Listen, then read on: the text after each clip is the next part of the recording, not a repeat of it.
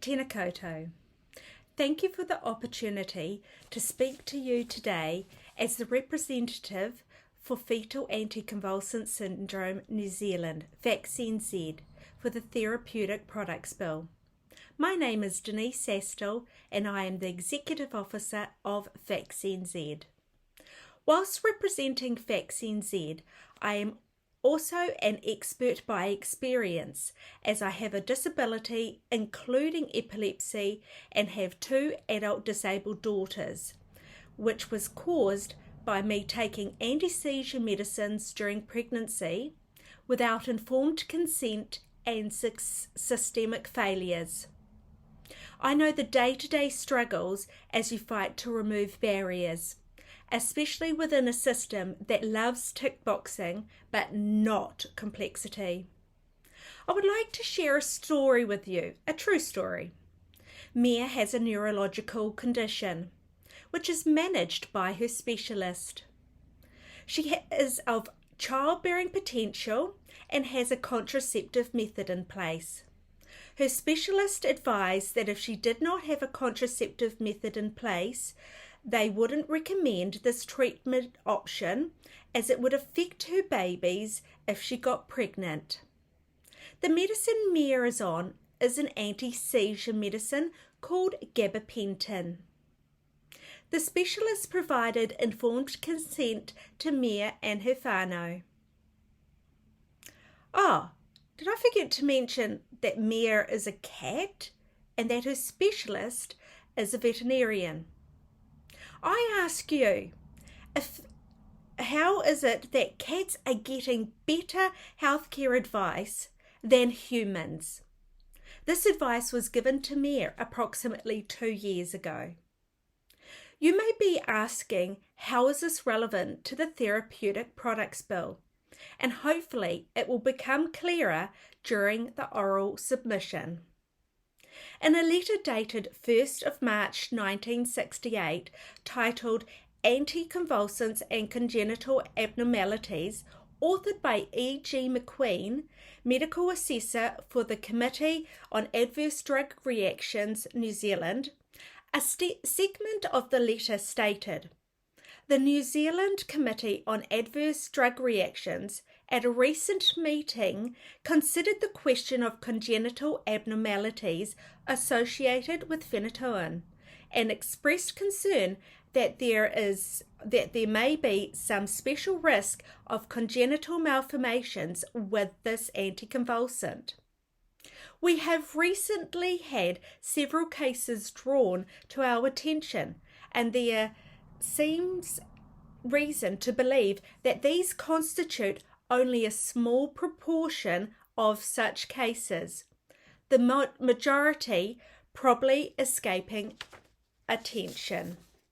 Little did the author know how true the statement was at the time and still is today for anti-seizure medicines as they are known now, or that only 7 years after this letter was written that there would be approval in New Zealand of an anti-seizure medicine that would be discovered to cause developmental delay in up to 40% of babies exposed during pregnancy.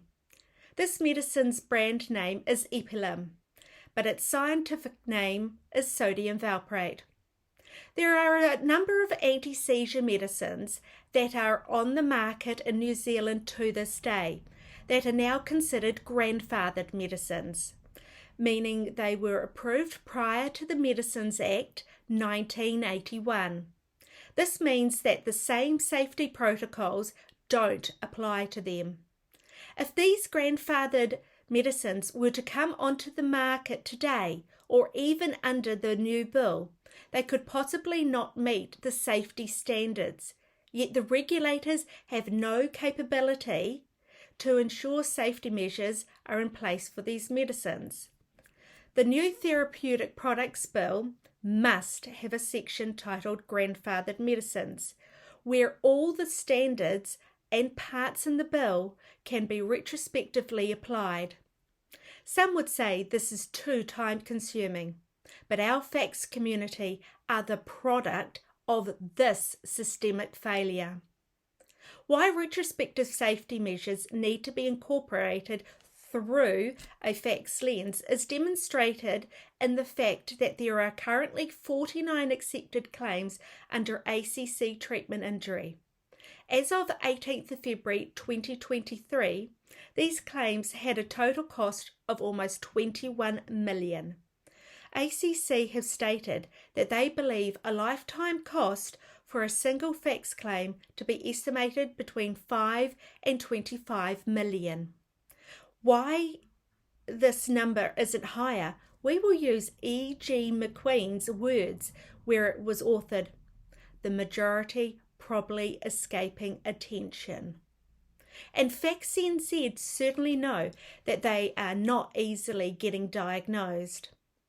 The correct safety measures have not been applied to any of the anti-seizure medicines currently. And in fact, there is unsuitable post-marketing surveillance being offered, such as a report to the Centre for Adverse Reactions Monitoring, CARM, that was not designed for such situations where a baby has been harmed due to exposure to a medicine in pregnancy. This is not just a FACS situation, but a whole medicines in pregnancy matter. We believe that a medicine or device before it is even put onto the market, that there needs to be a thorough surveillance system in place. Having a strong, robust post-marketing surveillance where every medicine and device is being carefully monitored from the very first day it is on the market means that early detection warning flags can appear, rather than waiting 50 years down the track where a lot of people have been harmed. All of this, and in fact everything in the bill and secondary legislation, needs to be in co-design with consumers, particularly those who are experts by experience. To ensure this would happen, our recommendation would be that in the bill there is the incorporation of the signing to the Code of Expectations for Health Entities' Engagement with Consumers and whānau. This would go towards aligning with the World Health Organization Global Patient Safety Action Plan 2021 to 2030, which New Zealand has signed up to. Whilst attending the 5th Global Ministerial Summit on Patient Safety in Switzerland, the Director General of the World Health Organization stated, "If it is not safe, it is not care." Previous bills, and this one in its current state now without making the changes required, are unsafe. But FACSNZ definitely support an updated Therapeutic Products Bill.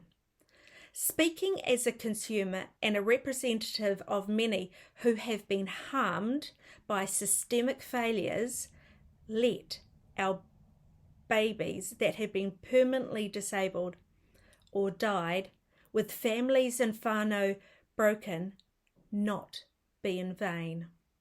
Make this the best legislation possible to represent those past and present. Thank you once again for your time.